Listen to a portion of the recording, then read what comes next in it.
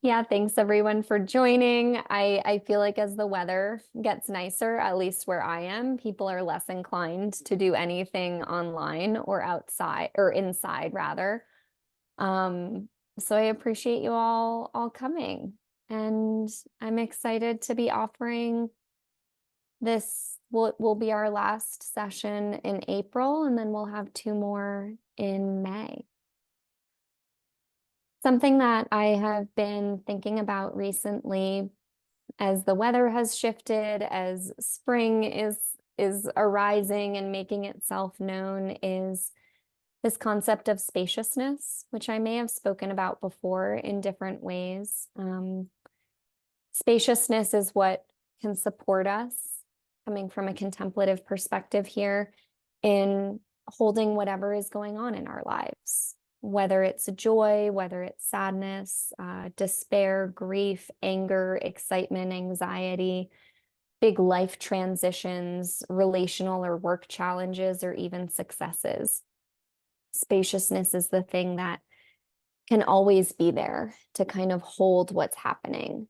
And I think I like working with spaciousness, and this is what I'll be introducing in our practice today, because in a sense, it's like it doesn't matter so much what's happening. If we can cultivate spaciousness, we can turn the volume down on some of the stressors and some of the challenges that are really occupying our lives. It it doesn't make the challenge go away. It doesn't make the struggle go away, but it can at least give us some space to be able to hold it and be with it in a way that, again, turns the volume down on the stress, on the intensity of it. Spaciousness is also important because it's about increasing our capacity to feel pleasantness and joy and the pleasurable things in life. I know that in chapters of my life where I felt really stressed about things or just have like too much piled on my plate, even if I'm able to take a day off or go do a fun thing with friends, I notice that my sort of capacity or ability to like receive, be receptive of, and take in the joyfulness of the occasion, it's like blunted, it's kind of flat. And this is where spaciousness can also come in.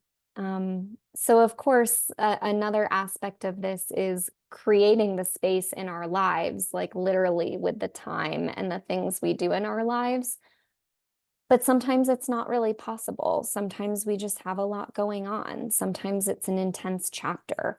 And so we can use our meditation practice then to create more space and actually feel an embodied sense of spaciousness, not just conceptualize it. And then the last thing I'll say about this before we go ahead and lean into the practice is that spaciousness and sort of time, I think, have this relationship where when we create more space, we're able to kind of stretch time.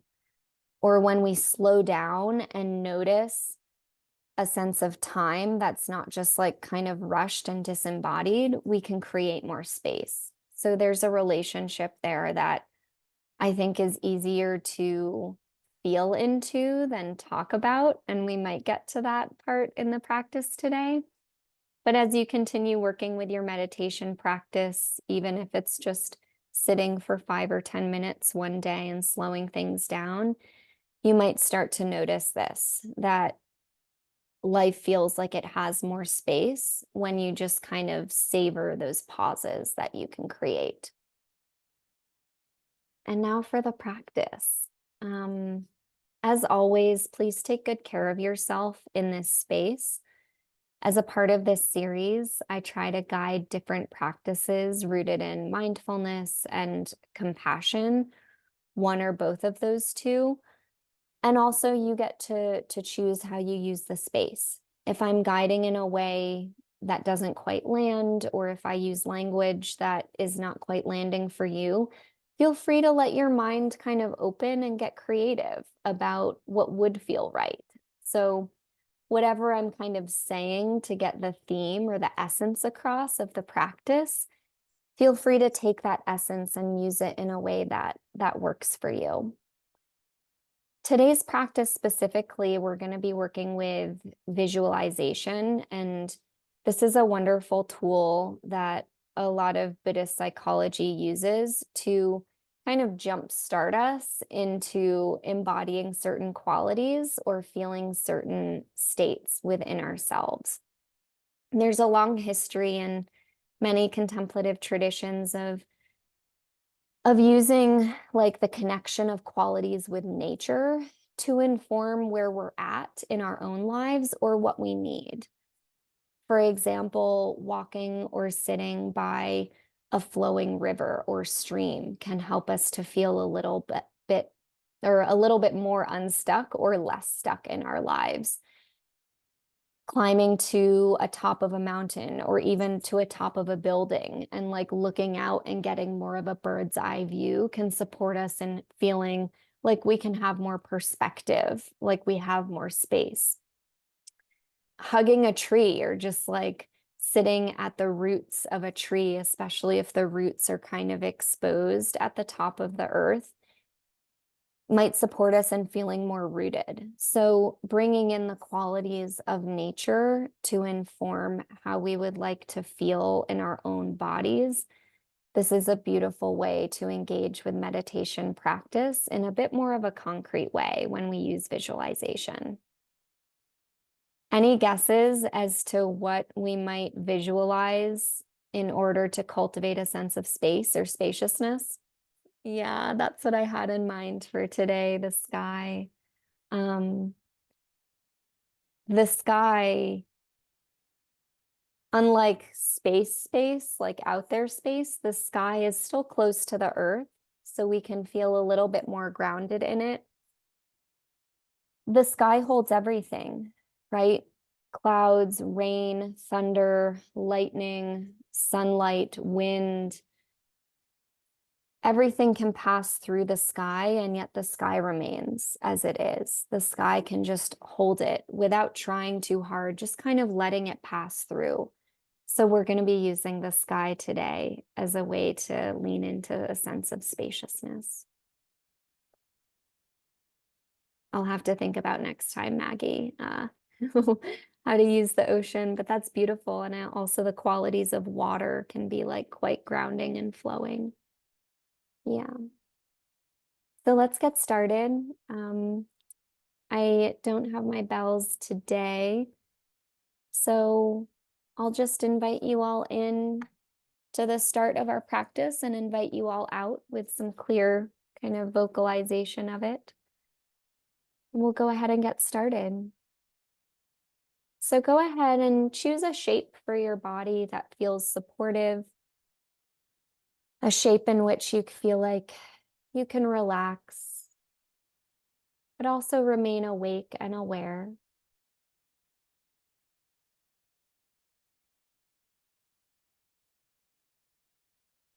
Making any micro adjustments so that you're not contracting muscles where you don't need to,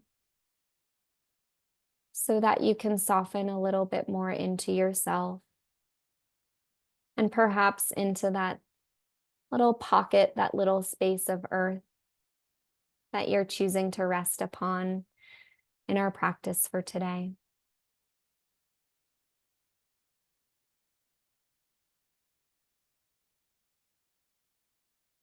Taking a moment to feel where your body meets the surface beneath you, where it rises up to support you, perhaps in the feet, the legs, the sits bones, maybe some support on your back as well.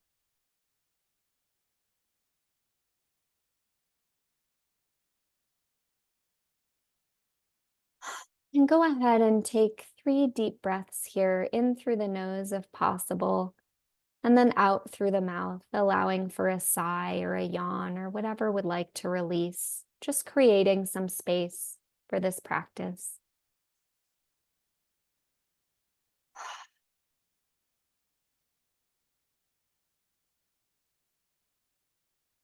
softening the muscles of your face, your neck and shoulders,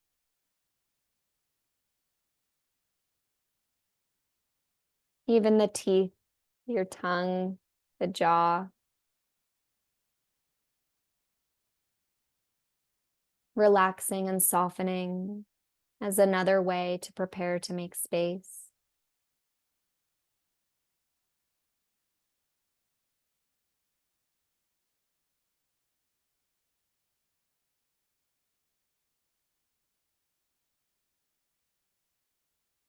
And then attuning to your breathing, maybe for the first time today. There's no need to shift or change anything in our breath pattern this morning. Just noticing how your breath connects with this sense of space. Each inhale, sensing how the body expands, and each exhale, allowing the breath to fall away, to kind of deflate. Also a way of preparing to create space.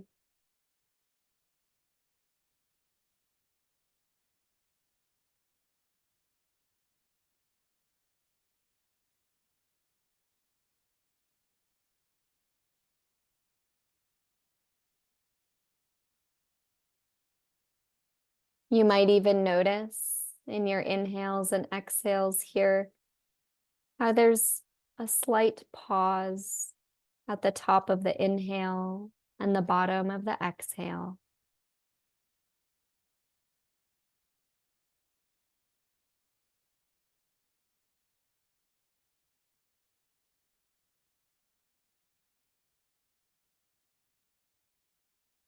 Noticing that relationship between space and time. The breath itself creating spaciousness, and those pauses, even slight ones between the breaths, just like stretching time or your felt sense of time.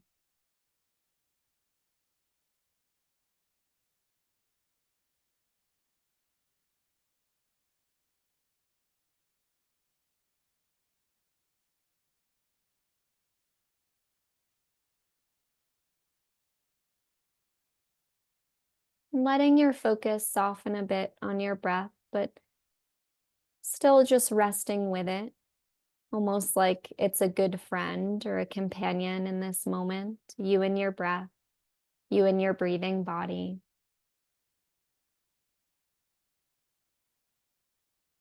I'll invite you to bring to mind an image of a vast, spacious sky.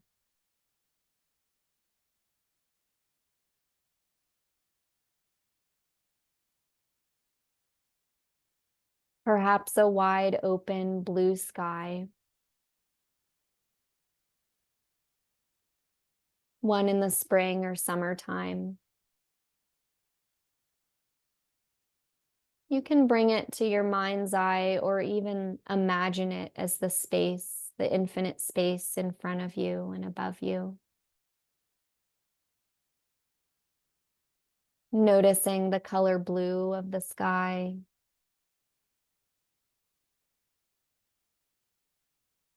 Perhaps the sounds kind of sprinkled between the silence of the wide open sky, maybe a breeze or the wind, a sound of a bird.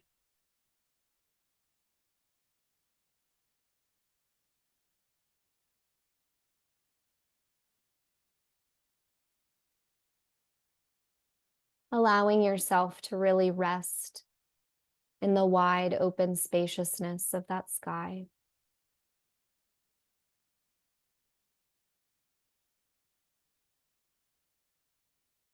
Perhaps your mind takes you to sort of a resonance of a memory of looking up at the sky at some point. And that's okay too. Whatever supports you in bringing this image, this vast open sky, this visual into your awareness. Go ahead and lean into that.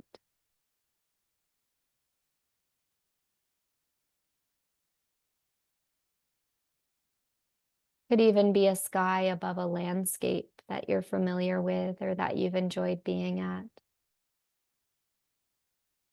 And just sense yourself kind of observing this sky.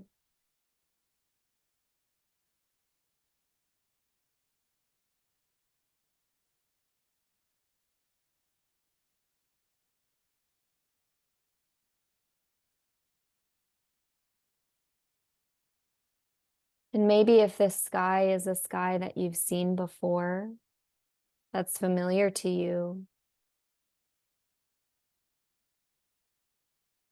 you can imagine the kind of weather that perhaps rolls through it. If it started as a just gorgeous, dazzling blue sky, kind of bursting with sunlight, maybe you imagine how clouds pass through it sometimes, like big fluffy clouds, or those thin wispy clouds.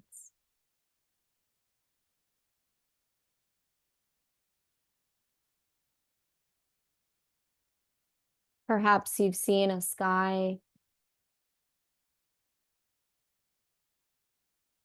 where rain starts to fall from those clouds, light rain or a downpour or torrential rain.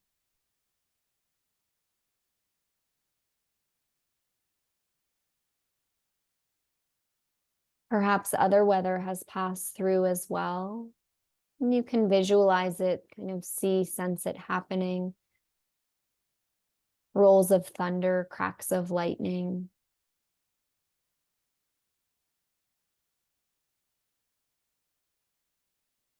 Winds,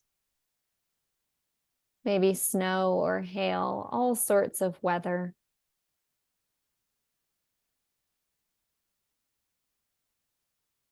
Passing through this wide open, spacious sky.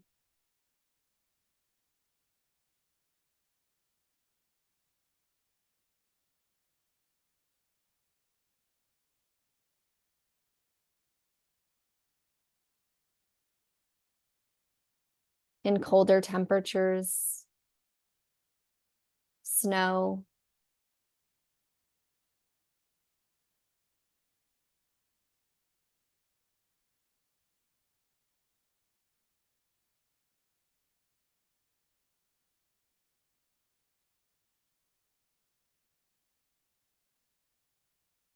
And each time a weather passes through, and this is something perhaps you've experienced as well, there's a moment after which it passes.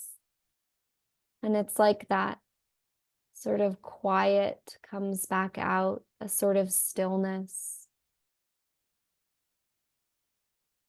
And you look up and it's still the sky. Whatever's passed through it has passed. And yet the sky remains as it is, open, spacious, vast.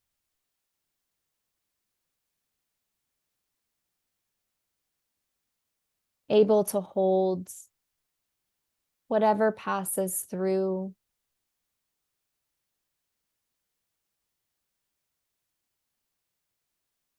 But never consumed by it, never tethered to it.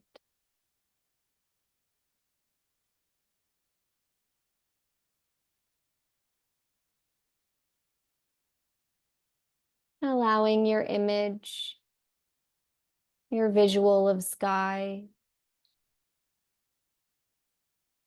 to come back to a state of sort of clarity, maybe that dazzling blue sky again, perhaps sunlight, like a clear spring day.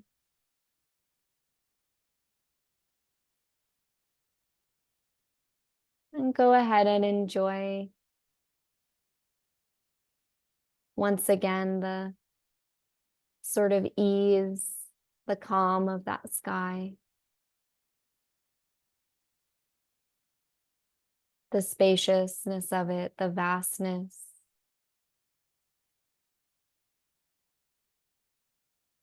Allow yourself to relate with those qualities of sky, yourself as spacious, vast, open, aware,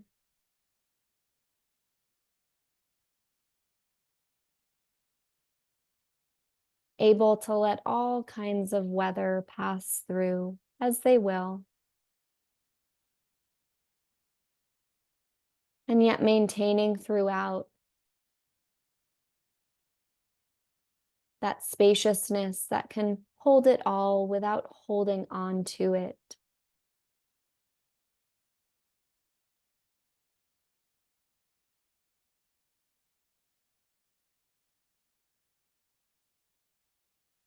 What would it be like to discover after all this time, or to truly know it, to feel it, that you too are the sky?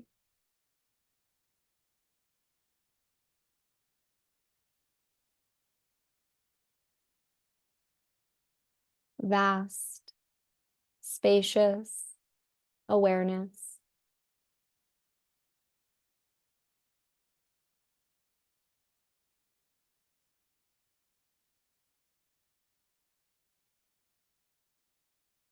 Quite aware of any challenges or pain points, any sort of weather that's passing through. And yet, because you are the spaciousness, this inherent fundamental ability to hold it without clinging, without holding on to it, to let it be what it is.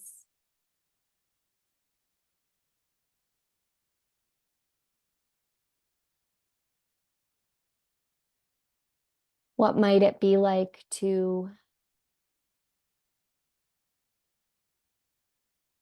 feel into yourself, like you're the sky, that spaciousness, that sort of awe-inspiring presence? No matter what you're facing in your life, interactions with people, places, situations, projects, challenges, thoughts, emotions. What might it feel like to be the sky as you move through your day, you move through your life? Feeling spacious, open, vast, aware.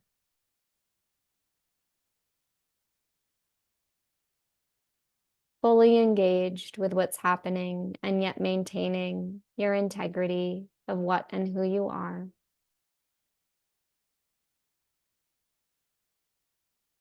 We'll take just a few more moments here.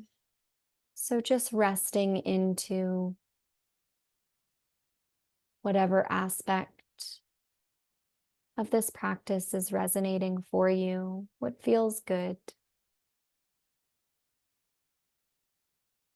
Yourself as the sky.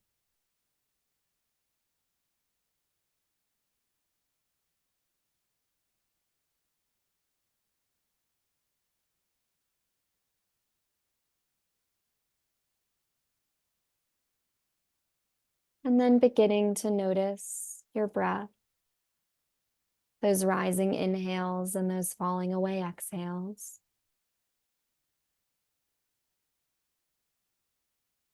And softening any image or visualization of sky, just lovingly kind of letting it dissolve into space. And yet allowing yourself to maintain any felt sense of spaciousness that you've integrated into your being, reminded yourself of.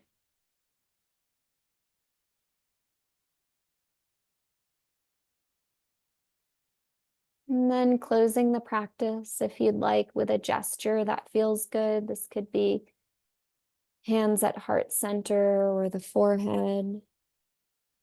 Maybe gently dipping chin towards chest, giving yourself a hug or like a gentle squeeze on the tops of your legs. Just remembering the physicality of your being too, and the space that you've been practicing in. And taking a deep breath in through the nose and out through the mouth. And very gently starting to integrate yourself back into this shared space. Softening the eyelids open if they were closed, making any movements that feel supportive.